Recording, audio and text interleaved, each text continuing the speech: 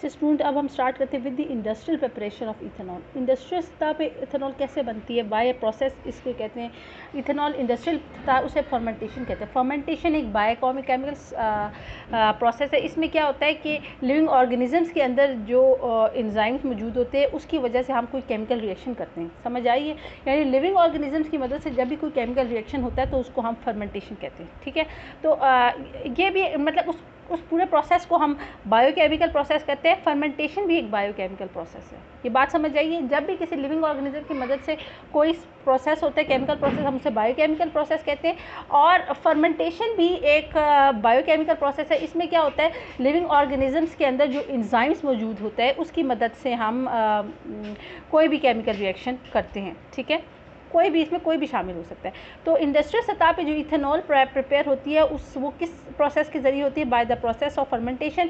Fermentation एक ये भी एक बायोकेमिकल प्रोसेस है, ठीक है, which takes place in the presence of certain enzyme secreted by microorganism such as yeast, ठीक है।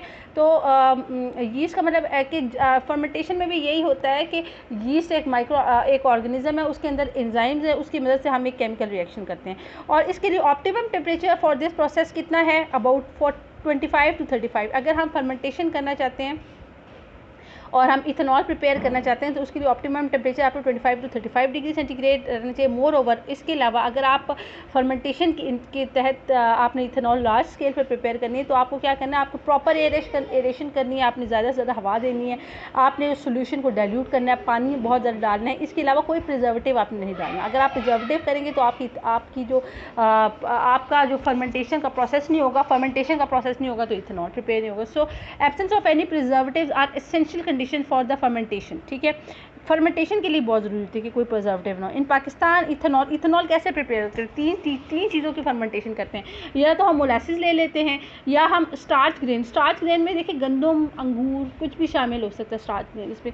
इसके अलावा फ्रूट जूसेस, इन सब की फर्मेंटेशन के जरिए पाकिस्तान में इथेनॉल प्रिपेयर होती है फ्रॉम मोलासिस। मोलासिस क्या होता है, देखिए जब भी हम शुगर प्रिपेयर करते हैं तो शुगर के लिए हम गन्ने का जो शरबत है उसको बड़ा कंसनट्रेटेड फॉर्म में बनाते हैं। गन्ने का जूस हम बहुत ज़्यादा कंसनट्रेटेड फॉर्म में बनाते हैं और उसकी फिर हम क्रिस्टलाइजेशन करते हैं तो हमें शुगर ऑब्टेन हो जाती है। लेकिन जो बाकी रह जाता है, जब हम गन्ने के जूस से चीनी हासिल कर लेते हैं तो जो बाकी जो रिमेनिंग लिक्विड होता है वो कहलाता है मोलासिस। और जो मोलासिस होता है ये एक ब्लैकिश कलर का लिक्विड होता है, ठीक है, which is obtain after the sugar is crystallised from the concentrated solution of sugar की, ठीक है। So the residue obtain after, ये मोलासिस इन्होंने बताया हुआ क्या, after the crystallisation of sugar from the concentrated sugar cane juice is called molasses, ठीक है। इट अंडरगोज फर्मेंटेशन, इसमें फिर हम फर्मेंटेशन होती है, इसकी फर्मेंटेशन होती है इन the presence of enzymes present in yeast. फिर हम इस मोलासिस की फर्मेंटेशन करते हैं, किसकी मदद से, जो यीस्ट में एंजाइम्स है उसकी मदद से, और इसकी वजह से क्या होती है, हमारे में इथेनॉल ऑब्टेन होती है। तो मोलासिस की भी, जब हमने मोलासिस की भी हम फर्मेंटेशन करना चाहते हैं, उसके ज़रिए हम इथेनॉल ऑब्टेन हासिल करना चाहते हैं तो उसके लिए भी हमें यीस्ट की ज़रूरत है, समझ आ रही है। हमने जब मोलासिस की फर्मेंटेशन करनी है और उसके ज़रिए जब हमने इथेनॉल हासिल करनी है तो उसके लिए हम यीस्ट यूज़ करेंगे। अब यीस्ट जो है ना, यीस्ट एक ऑर्गेनिज्म है, ठीक है, माइक्रोस्कोपिक ऑर्गेनिज्म, इसके अंदर बहुत सारे एंजाइम मौजूद है। मिसाल के तौर पे आपको पता है ना, मोलासिस आपने लिया, उसके अंदर आपको पता है dilution of a solution is very important. आप इसके अंदर पानी डालेंगे, ये मोलासिस है यानी जो ब्लैकिश लिक्विड है उसको अंदर पानी डालेंगे और आप यीस्ट भी आप इस्तेमाल करेंगे। यीस्ट के अंदर एक एंजाइम होता है इन्वर्टेज। जब आपका मोलासिस यूज़ होगा, पानी इसमें डालेंगे तो इन्वर्टेज क्या होगा, इसको आप कन्वर्ट कर देगा ग्लूकोज में और फ्रक्टोज में, ठीक है।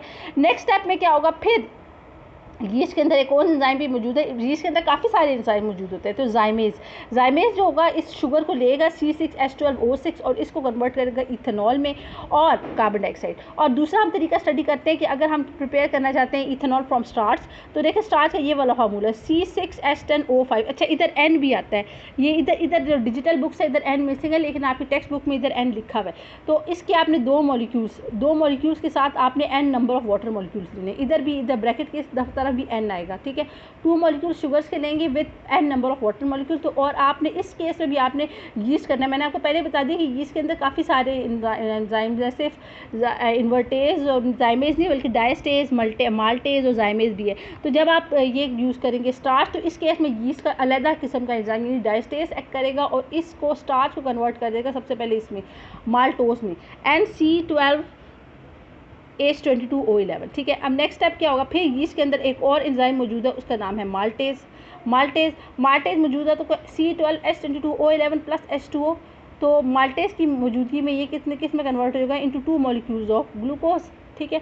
फिर क्या होगा, यीस्ट के अंदर एक और एंजाइम है जाइमेज, तो ये C6H12O से कन्वर्ट हो जाएगा इथेनॉल में और 2 मॉलिक्यूल ऑफ कार्बन डाइऑक्साइड। अच्छा, इस बार चाहे हम मोलासिस के ज़रिए इथेनॉल हासिल करें, चाहे हम स्टार्च के ज़रिए इथेनॉल हासिल करें, कभी भी हमारी ज़्यादा से ज़्यादा हमारी जो इथेनॉल हासिल होगी वो 12% होगी। बहुत ज़्यादा अगर हमने अच्छी तरह फर्मेंटेशन किया तो 14%, लेकिन इससे ज़्यादा हमारे पास इससे ज़्यादा परसेंटेज नहीं आती। तो हम अब ज़्यादा इसकी परसेंटेज या इसकी प्योरीफिकेशन इंक्रीज़ करने के लिए क्या करेंगे, जो भी हमारे पास अल्कोहल होगी उसको हम बार बार बॉयल करते जाएंगे। डिस्टिलेशन की वजह से क्या होगा, हमारे पास अल्कोहल के वेपर सेपरेट आउट हो जाएंगे। डिस्टिलेशन हीट करेंगे तो अल्कोहल के वेपर अलहदा हो जाएंगे, हम फिर उसको कूल डाउन करेंगे, फिर जो हमारे पास अल्कोहल होगी हम उसको फिर दोबारा उसकी डिस्टिलेशन करेंगे, फिर अल्कोहल के वेपर सेपरेट आउट हो जाएंगे, फिर हम दोबारा रीडिस्टिलेशन की तरह करते जाते हैं। तो एक पॉइंट आता है जब हमारे पास 95% प्योर अल्कोहल आ जाती है, तो इस अल्कोहल को हम कहते हैं